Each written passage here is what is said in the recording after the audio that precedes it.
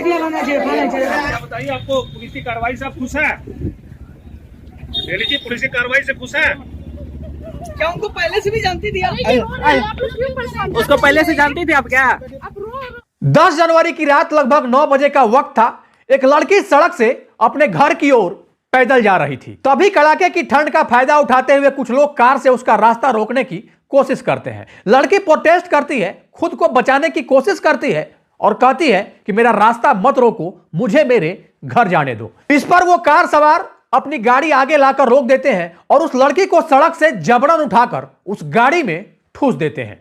लड़की शोर मचाने लगती है, लेकिन यह लड़के उस लड़की की मुंह को अपने हाथ से दबा देते हैं ताकि उसकी चीख पुकार कार के बाहर ना जा सके। अब लड़की अपना हाथ पैर मारने की भरपूर कोशिश करती है, लेकिन वो लोग पूरी मजबूती के साथ उस लड़की का हाथ पैर मुंह सब कुछ दबाने लगते हैं। जब वह 6 लोग लड़की पर आसानी से हावी हो जाते हैं, तब उसे ले जाते हैं 25 किलोमीटर दूर एक दुकान के अंदर, जहां उसे शराब पिलाते हैं, फिर डांस कराते हैं। इसके बाद बारी बारी से उसके साथ 6 लोग लगातार 3 घंटे से ज्यादा समय तक शराब के नशे में संबंध बनाते हैं और जब अपनी काम वासना को पूरी तरीके से तृप्त कर लेते हैं, इसके बाद 5 तो बाहर चले जाते हैं और उसमें से एक जो बच जाता है वो उसी शॉप के अंदर, चूंकि वो पूरी तरीके से नशे में था, वह वहीं पर सो जाता है। लड़की जब अपने आप को थोड़ा सहज महसूस करती है, तब उस सो रहे व्यक्ति के पॉकेट से मोबाइल निकालकर चुपके से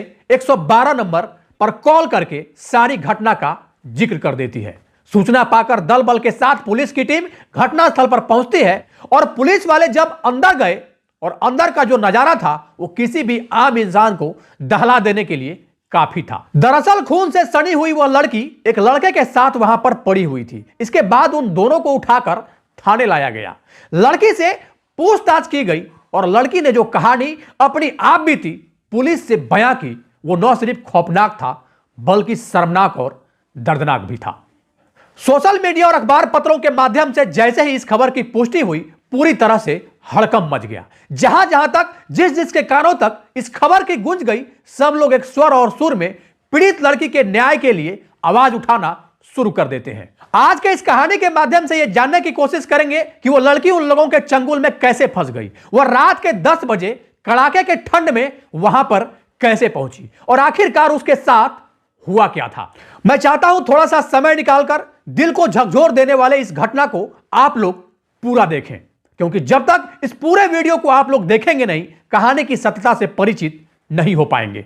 आज की जो सच्ची घटना आपको बताने जा रहा हूं, यह सच्ची घटना बिहार के पूर्णिया जिले के डगरुआ थाना क्षेत्र की है। रात के 10 बजे वह लड़की सड़क से अपने घर की ओर जा रही थी, तभी 6 लोग एक कार के अंदर डगरुआ थाना क्षेत्र स्थित नेवालाल चौक से उसे खींचकर कार के अंदर जबरन बैठा लेते हैं। इसके बाद वहां से 25 किलोमीटर दूर जया ट्रेडर्स नामक शॉप के एक कमरे में उसे कैद किया जाता है। अब इसके बाद 6 लोग जो कि कार के अंदर पहले से मौजूद थे, सभी लोग उस कमरे में एक ही साथ एंटर कर जाते हैं। इसके बाद लड़की को शराब पिलाया जाता है, क्योंकि इनकी मंशा गलत थी, इनका इरादा गलत था।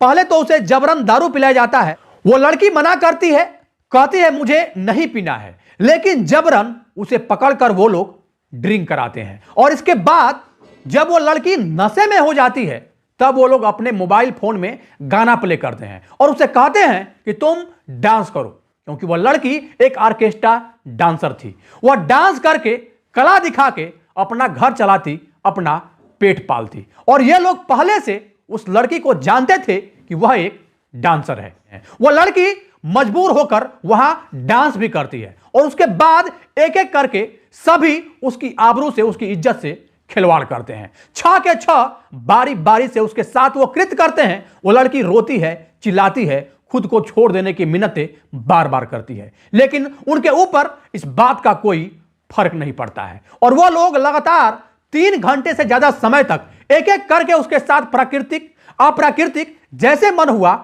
वैसे किया। इसके बाद जब पूरी तरह से उन लोगों ने अपने आप को तृप्त कर लिया, तो उसमें से 5 लोग तो वहां से फरार हो गए, लेकिन जो शॉप था जया ट्रेडर्स, उसका ऑनर मोहम्मद जुनैद, वो वहीं पर रुक जाता है, क्योंकि वह भी नशे में पूरी तरीके से धुत था। इस वजह से उसे नींद आ गई और वह वहीं पर सो गया। चूंकि लड़की को रात 9 बजे इन लोगों ने संयुक्त रूप से उठाया था और रात 9 बजे से लेकर 12 बजे तक यानी 3 घंटे तक इन लोगों ने लड़की के साथ दुष्कर्म जैसे घटना को अंजाम दिया, शराब पिलाई, उसके साथ बदतमीजी की, मारपीट की। इसके बाद 12 बजे से ये सभी 5 लोग वहां से फरार हो जाते हैं। अब चूंकि जुनैद सो गया था, इसी बात का फायदा उठाते हुए लड़की जुनैद का मोबाइल लेकर उससे 112 नंबर डायल करके पुलिस को अपने साथ हुई वारदात की पूरी सूचना देती है। अब सूचना पाकर फौरन डगरवा थाने की पुलिस संबंधित लोकेशन पर दल बल के साथ पहुंच जाती है। घटनास्थल पर पुलिस जैसे ही पहुंचती है, वहां यह देखती है कि बाहर से ताला लगा हुआ है। अब वो लोग लोहे के रॉड से ताला तोड़कर अंदर दाखिल होते हैं और अंदर का जो नजारा था वो काफी दर्दनाक था। खून से सड़ी वह लड़की वहां पर बेसुध और बदहवास हालत में पड़ी हुई थी। वहीं दूसरी ओर जुनैद चैन की नींद ऐसे सो रहा था मानो कुछ हुआ ही नहीं हो। जुनैद को घटनास्थल से गिरफ्तार किया जाता है और पीड़ित लड़की को मेडिकल के लिए अस्पताल भेजा गया। इसी दौरान जब पीड़ित लड़की यानी उस ऑर्केस्ट्रा डांसर से पूछताछ की जा रही थी, तब वह फपक फपक कर रोने लगती है और महिला कांस्टेबल उसे रोते हुए देखकर गले लगा लेती है। इसके बाद पुलिस के आला अधिकारियों की ओर से एक प्रेस कॉन्फ्रेंस किया गया और उसमें यह बताया गया कि अभी तक के अनुसंधान और अभियुक्त के बयान के आधार पर इसमें अनैतिक दुर्व्यापार से संबंधित तथ्य भी सामने आए हैं, जिस पर पुलिस के द्वारा जांच किया जा रहा है। अभी तक के अनुसंधान और जो बयान है और जो अभियुक्त हैं उनसे पूछताछ के बाद इसमें अनैतिक दुर्व्यापार से संबंधित भी तथ्य सामने आए हैं। जिस उन लोगों ने यह भी बताया कि जो भी लोग इस पूरे घटनाक्रम में शामिल होंगे उन्हें जल्द से जल्द गिरफ्तार करके माननीय न्यायालय के आगे कार्रवाई के लिए सौंप दिया जाएगा। हालांकि पीड़िता की उम्र 24 साल है, इसलिए पॉक्सो का तो मामला नहीं बनेगा, लेकिन 376 के केस में आरोपियों का लंबे समय तक अंदर जाना तय है। अब सवाल यह उठता है कि बिहार के पूर्णिया की यह घटना, जहां बेखौफ तरीके से एक ऑर्केस्ट्रा डांसर को न सिर्फ सड़क से उठाया जाता है बल्कि सामूहिक रूप से उसके साथ एक दुकान के कमरे में ले जाकर उसके साथ हैवानियत भी की जाती है। हालांकि जब भी इस तरह की घटना कहीं भी घटती है तो लॉ एंड ऑर्डर वो चैलेंजेबल हो जाता है। पुलिस प्रशासन के साथ साथ सरकार पर भी सवाल उठने शुरू हो जाते हैं।